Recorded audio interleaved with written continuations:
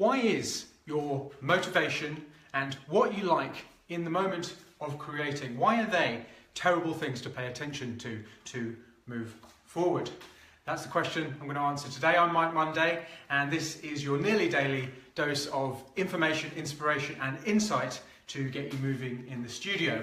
And I got a lot of questions from various people over the last couple of weeks since I've been doing these Facebook Lives, and a lot of them have kind of fallen into a similar bracket. So I'm not going to specifically answer any one person's question, but basically a number of people said something like this. I start a tune, it goes really great, I absolutely love it, and then I work on it for a certain amount of time, I listen to it over and over again for ages, and then I don't like it, so I lose motivation or inspiration on it, and then I don't finish it.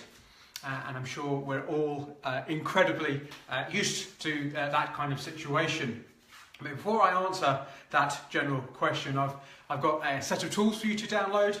These 7 tools are about removing these obstacles which stop you from finishing, so that you can create the momentum in the studio to finish, whether you like it or you have very little motivation to finish it.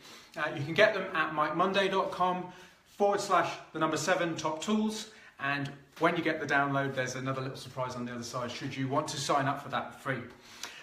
So this problem, the 2 problems of listening to your motivation and what you like in the studio. I mean, it sounds kind of crazy, doesn't it?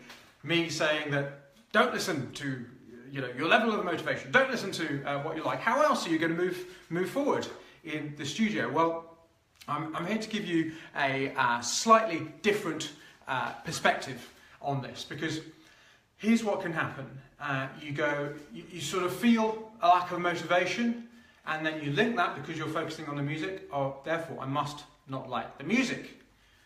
And then you go, well, if I don't like the music, then the music must be crap. So that's one version of what can happen.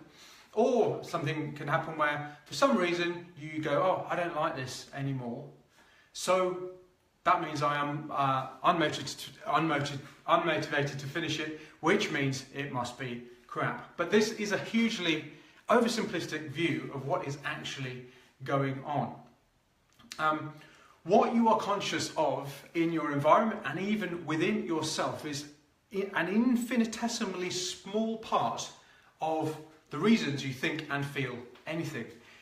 Most modern neuroscience that I'm aware of, and psychology, even though I'm no scientist, is showing us that usually the most our conscious brain does, what we view of as us, our kind of thinking mind does, is simply rationalize what is already happening, to make logical sense of all of this stuff happening which we're not aware of or we don't understand. So, the reason that I did this thing was because of this. And if it makes some kind of logical sense to us, then we're happy. So we're simply rationalizing what is going on anyway. But most often these rationalizations aren't necessarily true, although there could be an element of true in them. So when you're in the midst of making music and you're trying to do your best work to make it of the highest quality, of course, I mean, that's what we all want, right? Well, the signals that you're going to naturally use in that situation are whether you like it and also your level of motivation.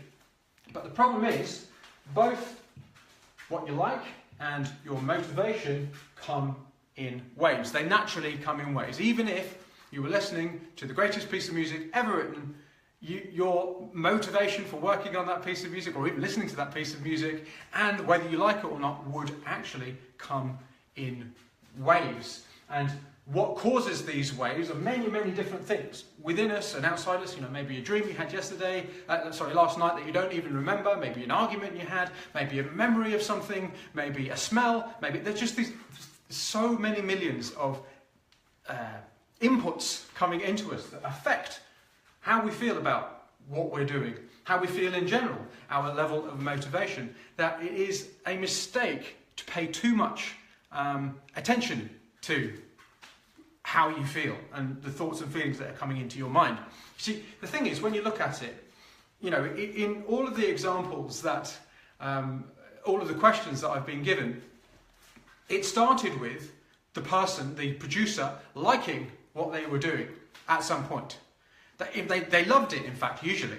They thought it had really great potential. Well, why? Why on earth does the you now, the conscious you who doesn't like it, who doesn't feel any motivation, trump the you before you listen to it 1,000 times? Why do you believe yourself now after you've spent days and days listening to the same thing over and over and over and over again? If you listen to your favourite piece of music, like literally, a piece of music that changed your life on repeat with the same level of intentness, the same level of detail, and also the same kind of desperation to make it really good as you have on this piece of music, wouldn't you hate that fantastic piece of music that objectively is great too? So what I'm suggesting you do is loosen your attachment to your feelings of like and your level of motivation for finishing this thing in the moment. I'm not saying, by the way, you're 100% wrong. There might be things about it which could be improved. But having too much of a belief in that feeling that you have in the moment of what is going on is honestly a mistake. The amount of stuff I have, it's just ridiculous. The amount of stuff I have finished and thought, oh, that was rubbish, and been wrong about is just, it's insane. And the amount of stuff I thought was great and then I realised was rubbish is insane as well.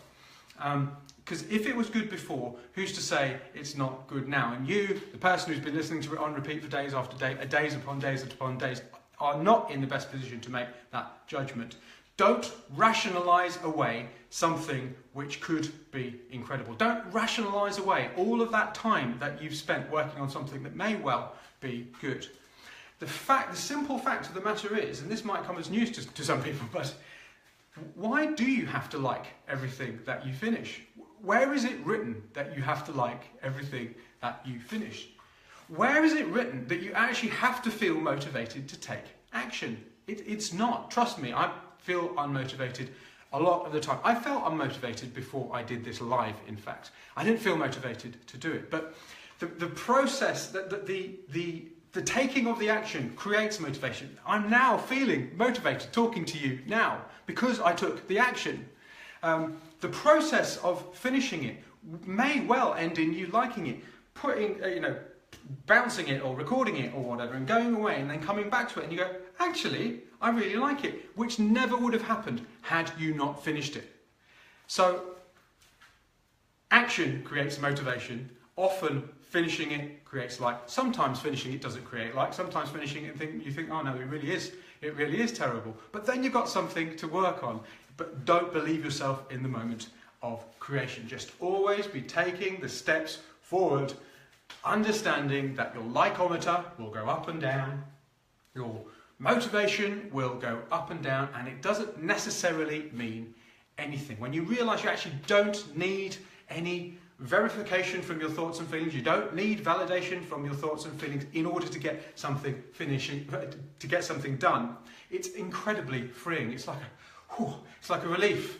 It's a weight off your shoulders. Just focus on getting lots of work done.